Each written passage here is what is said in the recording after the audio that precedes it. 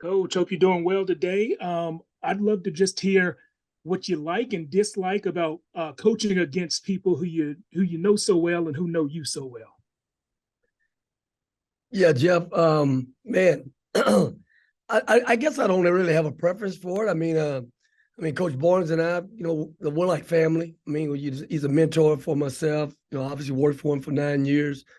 So much respect for him, not only as a coach but as a person, as a great human being. I know coach is highly competitive. I'm competitive, and I know once the ball, is thrown in there and we're able to start the game, he'll be trying to coach his team to a win. I'll be trying to coach my team to a win as well.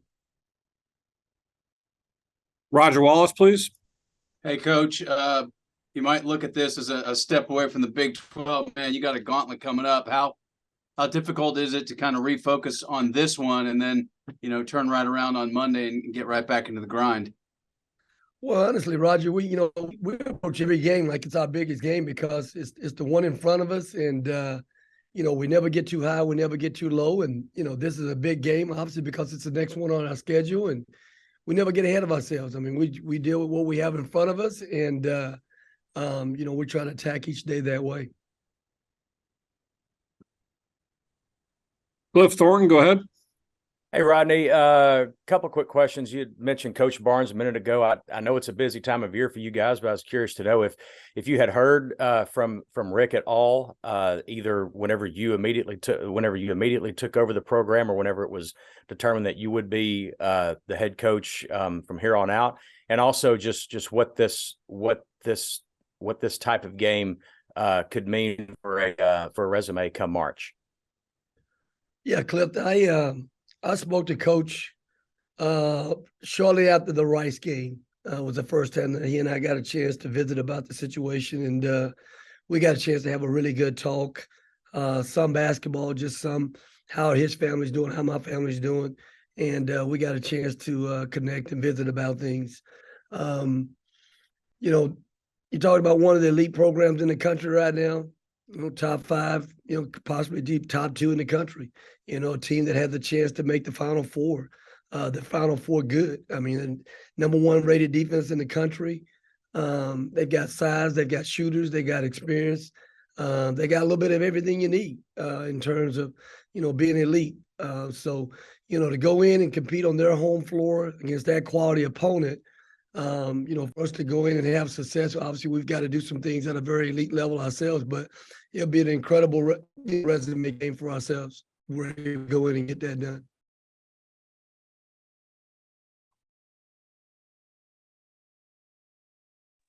Terry Middleton, go ahead. Coach Terry, good afternoon. A couple of weeks ago, you had mentioned a former player, Doge Belbay, and I reached out to him and asked him what impact you had on his playing development and career, and also Coach Barnes. And so he shared some insight. And so it made me think, Coach Barnes was a mentor of yours. And so I'm kind of curious, what things did you learn from him early on, or maybe still today, that still hold true to you in your coaching career and who you are as a person that you learned from Coach Barnes? Well, as a person and as a man, Coach is a God-fearing man, and has tremendous faith. And I like to think of myself being also that type of person, God-fearing and a strong believer in faith as well.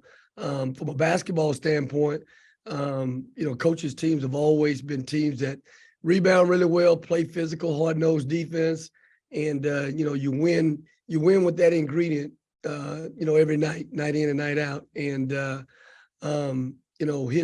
his teams play extremely hard. They compete at an elite level, and I think the other thing that I learned most when I was working with coaches is that if you're going to run a program, you have to have a great staff behind you, and you have to have good continuity, and you have to let your guys coach and let your guys evaluate. But you have to have a great staff, and you're only going to be as good as the people you surround yourself with. Thank you. Jeff Barker, go ahead, please.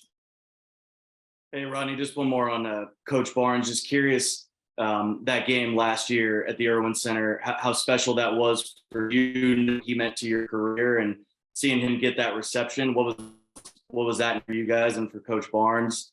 And then just overall what he's meant to your career and, what you're using right now that you learned from him in this situation. Well, I think first off, I think when we brought Coach back here last year, I thought that was an incredible opportunity for the city of Austin and Longhorn Nation to really get a chance to salute Coach Barnes. I mean, Coach didn't get that kind of send off. 17 years here, 16 years. He made the NCAA tournament. Probably should have been 17 for 17, but that's an incredible run. Kind of unheard of this day and time. Where you have that longevity of winning at an elite level. You talk about a Final Four, you talk about Elite Eight, you talk about Sweet 16s. He did that over the course of the time that he was here, but I thought it was a great opportunity for the city to salute him and what he did for this program here. I thought it was a great opportunity. I thought that, again, last year, two teams that really kind of slugged it out a little bit in a kind of a defensive game that night. We were fortunate enough to make some big plays, make some big shots down the stretch to win that ball game.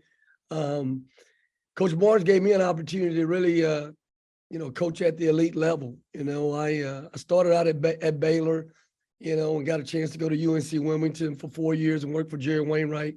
But having a chance to work in the Big 12 again as a top tier assistant, Coach taught me a lot about recruiting at this level, taught me a lot about coaching at this level and what it takes to win at this level. Jim Fortuno, go ahead, please, sir. Hey, Coach. Since the word resume came up, I know there's a lot about the team resume that's being built, but I'm wondering if at this point in the season, if you're thinking at all about your own resume as you're trying to you're basically putting together as Texas decides who's going to lead this program into the future. And if the answer is no, how do you avoid that? How do you avoid that question for yourself? Well, I think again, I think I alluded to the fact earlier that I have a strong faith and belief, and God was going to put you where you're supposed to be. We think we should be over here. We think we should be doing this or that. God's going to put you exactly where you're supposed to be. So, the thing that I can control right now is working with these guys every single day. I love our team that we have. They believe in what we're trying to get done in terms of the vision we have for this season. And, I'm a firm believer in, living where your feet are and living in the moment, enjoy this season, this journey. Tomorrow's not promised to us. We don't know if we're going to be here tomorrow. We like to hope and think that and pray that we're going to be here tomorrow, but you just soak up what you're doing right now and enjoy this experience and this ride with this group. And that's the way I know I've approached it, all season long. And that's kind of how I approach every season, to be honest with you. So that's kind of how I live my life. If I could follow up with that real quick, Scott, just Rodney, I know you have now stepped into the role of the Longhorn Network show and the radio show. I'm wondering if that's giving you, however, a chance to, even if it's contractual, if it's giving you a chance to basically put Rodney Terry's voice around this program to the public. It's just a more of an expansion of your presence as the leader of this program right now. Well, I mean, prior to, a year ago, I had 10 years experience as a head coach, and I was used to doing that on a daily basis in terms of, your radio show, you had your TV show that you had to work with on a regular basis. So, really last year was the first year I hadn't done that in a decade. And so, I think from that standpoint, I think, I may not have the name recognition in terms of leading the program here and being in the out front, position here over the years, but, I was top assistant for a number of years. Obviously a lot of familiarity with the landscape on campus here and with a lot of people in the community as well. So, obviously there's a different perspective in terms of, you being the lead guy as well. But again, it's just something naturally that I've done, over the last decade. So I haven't really put that much pressure on myself to give much thought to it otherwise. Oh, thanks. Chuck Carlton, please. Yeah, Rodney, I was talking to Rick today, and he said in just looking at the Texas game film, as the season has gone on and you've taken over, he's starting to see more and more of your fingerprints on this team. Not a wholesale makeover. He said, you know basketball too well to try that, but he's seeing more and more. How comfortable are you now in kind of making those tweaks that you have to make during the course of the season and putting your fingerprints on this team? Well, I think it takes time. I mean, you know, I'm 12 games in now, and you know the things I'm doing right now, I wouldn't have done in the week one. You know, in terms of game prep, whether it be on offense or defense. But you know, you're talking about a month in now, almost a little over a month. Right now, we're working with this group every day, and you know, we haven't gone through a lot of drastic changes in terms of what we started out to do from the very beginning. But we also have evolved over the course of that time as a team, offensively and defensively, and doing things a little different from time to time. And again, you know, we all have different styles, the way we want to play, and you know what you're comfortable with living with in terms of how you want your team to perform at the level that you want them to. You know, we've hung our hat on all year long, being a team that plays extremely hard on defense, and you know we're committed to trying to get as many stops as we can and finish possessions. But we also want to play fast, you know, and we want to play faster going into this year, you know, and so playing faster means more possessions. So you have to be able to have a little give and take on some nights where maybe you're not holding a team to 50 points, and you know you're winning, holding them to 65 or 70 points, but you look up and you've got 90 points, you know. So again, I think there's give and take with that. You know, we don't want to compromise our defense. We want to continue to be a team that sits down and guards and gets stops, but. Yeah, I think as the season's going, I think we've evolved as a team, and I think our staff's adapted and adjusted it likewise. And a quick follow-up on that phone conversation you had with Rick when you first took over. He said that one of the things he told you is, you know, hey, you're ready, you can handle it, you've got this, you've been in the game, you know everything. Even though you might have known that internally, just to have somebody like Rick, you know, telling you that, how much of a reinforcement was that for you at the time? Well, again, you have so much respect for, you know, who it's coming from. Coaching has always given me incredible advice. You know, I leaned on him quite a bit when I was a head coach at Fresno State and head coach at UTEP as well. I'd call and often ask and pick his brains about different things, and you know he wouldn't tell me what to do, but he'd tell me, you know, give me some pointers on some things in terms of how he would particularly deal with things. But he said to me, hey, you know what, you better be prepared to be in that seat all year long, and be prepared to will this team throughout the course of the rest of the season, and you're more than prepared for this opportunity. You know, you've got 10 years under your belt. You've been successful at the level you've been doing it. And, you know, you've been coaching this team already. So, you know, you're prepared for this opportunity. You're prepared for this season. So go out and enjoy the ride. Try to take these guys as far as you can take them. Travis, go ahead, please, sir. Rodney, while you were on staff with Coach Barnes, you guys had a lot of really good teams, a lot of tournament success. The group you have this year, are there any ingredients or similarities that you see from maybe one of those teams that had success in the 2000s? Great question, and interesting in timing that you talk about that. I just spoke to our team this morning. We practice in the mornings, and I gave a direct correlation, you know, of this year's team, a moment in this year's team in this season that reminded me of our 2003 team. We also had a moment or two there where you looked at that team and you walked away and you were like, man, this team really has a chance. They have it, you know, and they're developing that it factor in terms of understanding what it's going to take to get to that kind of level of play. And we had a moment like that in our last ball game, to be honest, you know, and one that we haven't had in, you know, since we've been here. And I think that's just getting down to ownership and investment in your team from a player standpoint. You know, we had a couple really, really good huddles in that game the other night, and particularly from the main leaders on the team, their ownership investment in our team. And not only did they take the investment and ownership of it, but they also went out and did it. And so, yeah, there are always some similarities and things that you can kind of point to, and I made that reference today to our team. So it's funny you're asking me that question right now. Perry Middleton, go ahead, please, sir. Coach, I wanted to ask you a couple of questions about your team on the wall behind you. Marcus seems to be very consistent in his play. You always know that he's going to lead this team. Are there players? Is it a cycle thing? Like I'm thinking of Tyrese Hunter and Jabari Rice.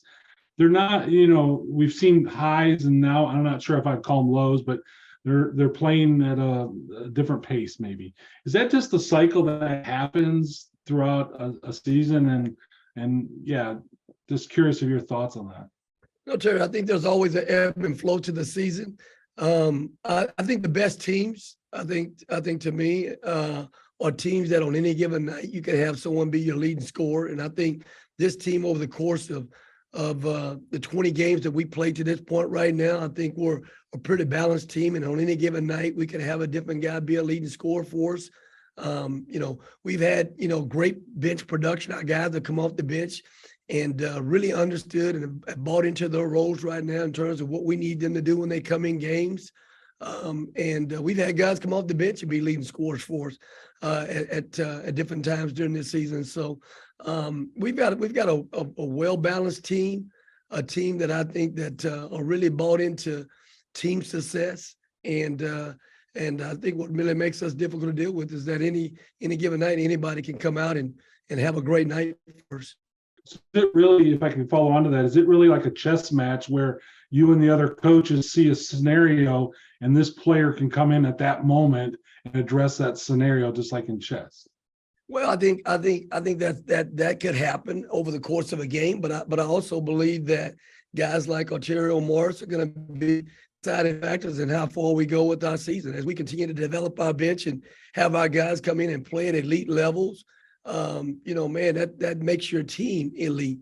And but those guys, whether he's number 6 man, 7th man, 8th man, as your bench continues to develop, along with the level of play on the floor with your guys, man, your team goes to a whole other level. That's why I still think, again, this team's ceiling is very, very high still. We hadn't played our best basketball on the defensive side and the offensive side in one game at a very elite level. So, watch that. I don't know what opponent's going to get that, but at some point, there's going to be an explosion where you put that together on both ends of the floor on any given night.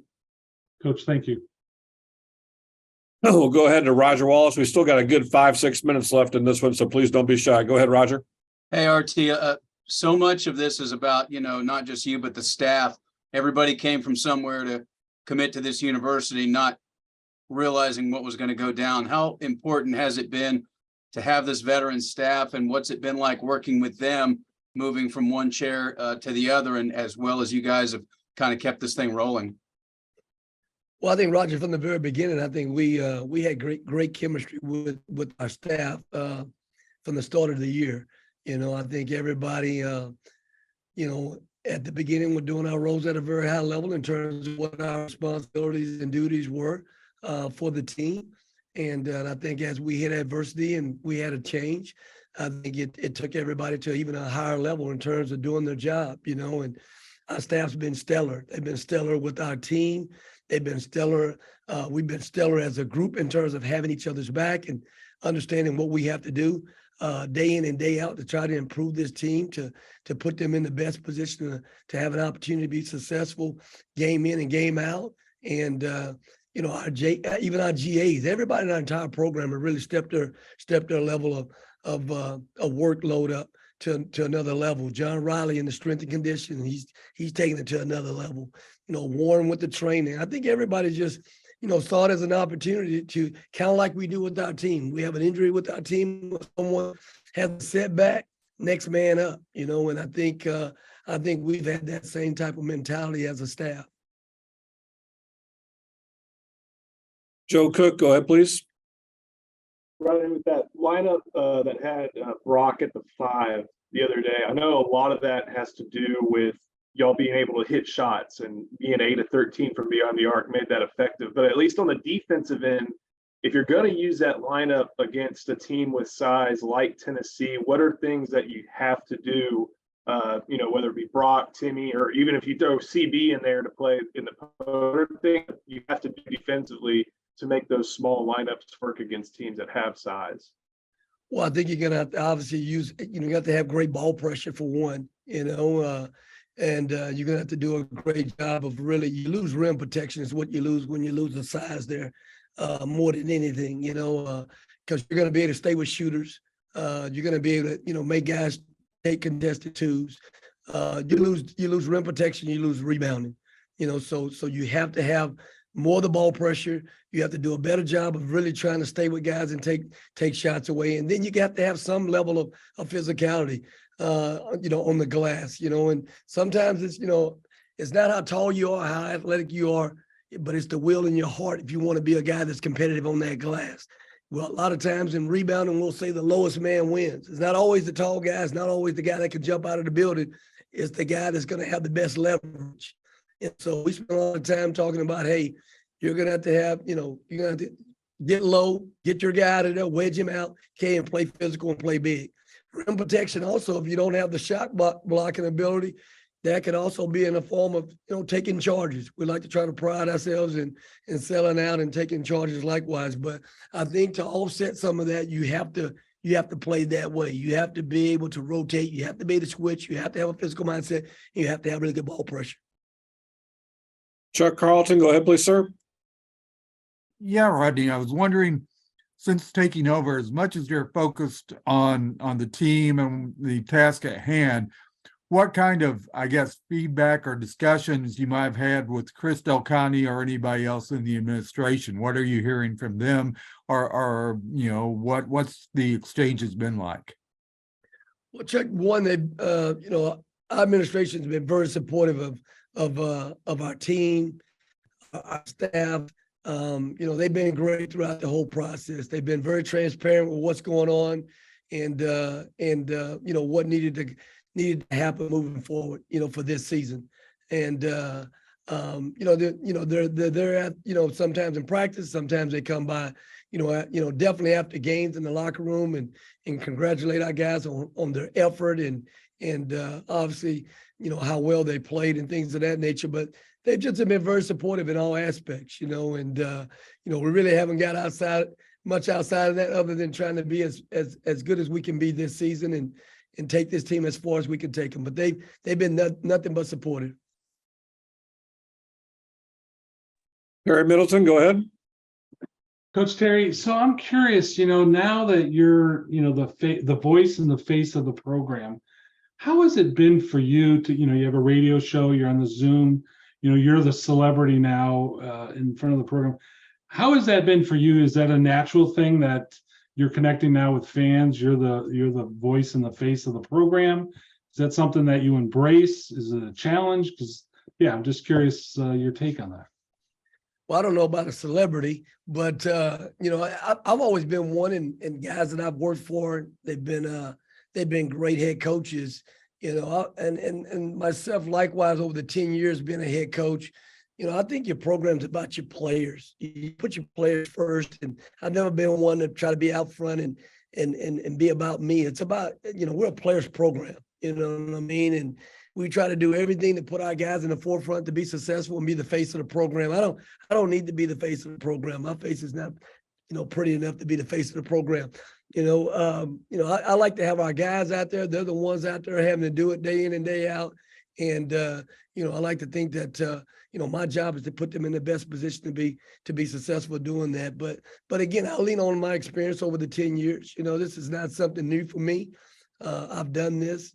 I'm prepared for what we're doing right now, but I would prefer to have my guys as the face of the program, not myself. Thank you. Got time for two last ones. Jeff Jones, go ahead, please, sir. Hope I can sneak in just one quick one and then a different topic. The first quick one, just kind of clarification. You said the administration, you're seeing them at practice, you're seeing them in the locker room. Is that a new thing, or was that common over the year and a quarter before you took over? Yeah, they're not there every day. When I say that, they may drop in from, one out of 10 practices, just drop in at the end of practice, say hello to the guys, Definitely after games and things of that nature there. But no, there's no one overseeing us in terms of what we're doing. We have a veteran group. We know what we're doing in terms of coaches, and we clearly have a vision and a game plan for what we're doing with this group. And the other more kind of basketball specific one, you mentioned Tennessee's defense. They're number 1 or 2 in the nation, giving up, I think, 53, 54 points a game. What do they do best on that end of the court? Man, what they play, Rick's teams are always rebounding the ball really well. They're a really good defensive rebounding team. They do a great job with their stunts. They got great gap help. They don't really let you get in the paint. They try to keep you out of the paint, try to take your ball if you're not strong with your ball. They do a great job defending the three-point line. Not much that they don't do at a very efficient level from a defensive standpoint, so they're really, really elite at what they do on that end of the floor. It'll be a great challenge for us, but we just played the top 7 team in the country in Oklahoma State. That's really, really good defensively as well. And we have a lot of really good teams in our league that are really good defensively. Iowa State will probably be comparable to what we're about to face with Tennessee. They do a great job of trying to turn you over. They play in the gaps, meaning that they're going to help strong side. They do a great job trying to give you one shot, and that's all you get, and not giving you a great look. Last one to Jeff Barker, please. Hey, Rodney, I know there's probably some obvious ones, excuse me, given the tournament success that you guys had in the 9 years under Coach Barnes, but any moments or memories that immediately come to mind when you think back on that time with Coach here at UT? Jeff, we had an incredible run here, and as much as we had great players too. Anytime you have a run over that span of time, that means you've done a pretty good job recruiting, and you've had some really good players to help you, win at that level. But getting to the Final Four, we probably had about 3 teams in my 9 years that could have won a national championship. And, DeLoss Dodds was here, one of the greatest ADs of all time was here. And, DeLoss often said, you have to get lucky to win a national championship. You've got to have the kind of right matchups, on a neutral floor, and to have those kind of outcomes. But man, the Final Four, run was incredible. That was a team that could have won a national championship. I felt like our team with LaMarcus Aldridge, when we lost to LSU in the regional final, that was a team that could have won a national championship. I think we won 31 games that year, and PJ Tucker and Brad Buckman, Daniel Gibson. We were loaded on that team. That was really, really, really good team. And even my last year here, we won 28, 27 games with Tristan Thompson and Corey Joseph. Was another team that was a young team that, boy, could have went a long ways, had we won that Sweet 16 game. But man, a lot of fun memories, a lot of great times. Kevin Durant's season was a phenomenal ride as well. You start 4 freshmen, 1 sophomore, and man, what a fun time. What a great scoring team as well. So a lot of great memories with Coach Barnes. We won a lot of games, and, the only thing we didn't do here during that stretch was win a national championship.